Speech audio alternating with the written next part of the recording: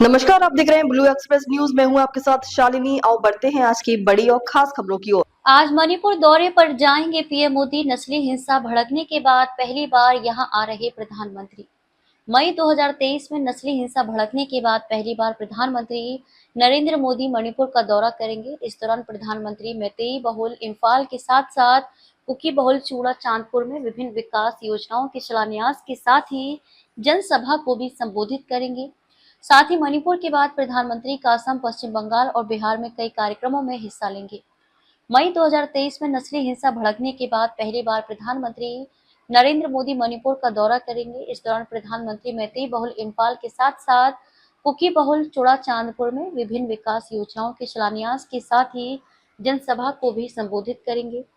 माना जा रहा है कि प्रधानमंत्री का ये दौरा लंबे समय से नस्ली हिंसा का शिकार रहे मणिपुर में स्थायी शांति की राह को आसान बनाने का काम करेगा।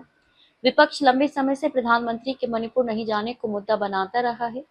मणिपुर के बाद प्रधानमंत्री असम, पश्चिम बंगाल और बिहार में कई कार्यक्रमों में हिस्सा लेंगे।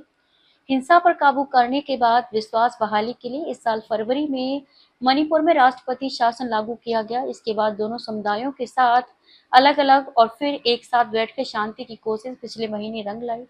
दिल्ली में कुकी उग्रवादी गुटों ने सस्पेंशन ऑफ ऑपरेशन पर हस्ताक्षर पर अपनी शिविरों को मैतेई बहुल इलाकों से दूर करने पर सहमति दे दी। कुकी जो संगठन ने भी NH2 समेत सभी राजमार्गों को आवाजाही के लिए खोलने पर सहमति दे दी।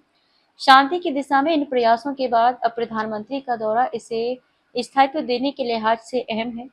प्रधानमंत्री मोदी का कार्यक्रम कुकी बहुल चूड़ा चांदपुर और मैतेई बहुल इंफाल दोनों को चुनकर यह संदेश दिया गया है कि सरकार दोनों को समान रूप से अहमियत दे रही है, किसी के साथ भेदभाव नहीं किया जाएगा।